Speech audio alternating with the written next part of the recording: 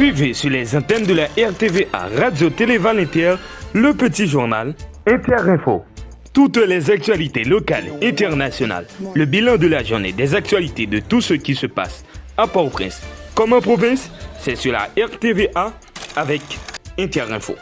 Manifestations, conférences de presse, actualités spirituelles et culturelles, nos collaborateurs collaborent afin de vous faire vivre ces moments.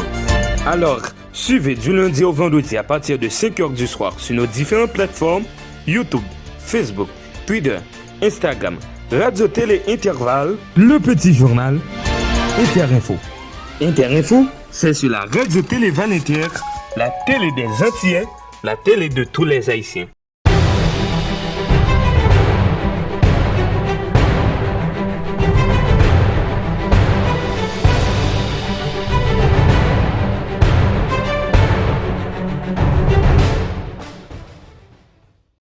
Mardi 25 octobre 2022, vous êtes à l'heure du petit journal Inter-Info et c'est sur la RTVA Radio Télé Val-Inter que vous écoutez la voix de Valentin Carlin dans la présentation de ses actualités nationales et internationales. Débutons nos actualités locales avec le dossier d'insécurité dont le journaliste du quotidien Le Nouvelliste Robertson Alphonse a été victime d'une tentative de kidnapping tôt ce mardi 25 octobre dans la localité de Delma 40B. Il en est sorti blessé, sa voiture criblée de balles, mais a échappé belle après avoir échangé avec des hommes lourdement armés.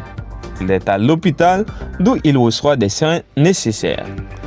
Poursuivons avec ce même type d'infos, Tess Gary, journaliste de politique, animateur de l'émission Grand Lac sur le Bon FM dans le sud du pays, avait disparu mardi dernier. Mauvaise nouvelle pour sa famille. Il a été retrouvé mort selon des sources fiables parvenues à la rédaction. Mesdames et messieurs, le temps d'essouffler un peu afin de découvrir le taux du jour.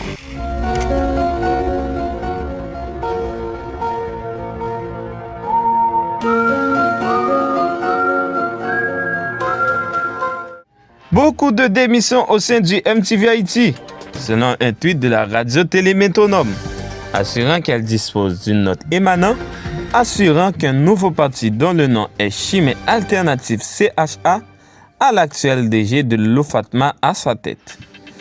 Pour la fin de ces actualités nationales, allons à Miagouane dans la localité nommée Békin. Junior Meriel, présenté comme un braqueur, a perdu sa vie hier lundi.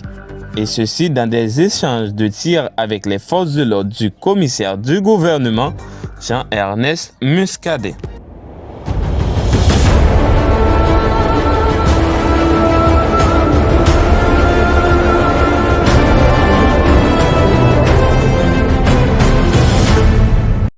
En terre étrangère, le président russe Vladimir Poutine a affirmé que son pays a connu des difficultés économiques du fait des différentes restrictions qui pèsent sur le pays.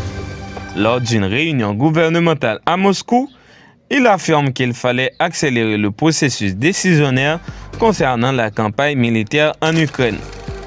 Clôturons nos informations du jour avec des informations parvenues à la rédaction ce mardi, d'où des négociations ont débuté mardi en Afrique du Sud entre les rebelles tigériens et le gouvernement éthiopien, visant à mettre un terme à 2 ans de conflit.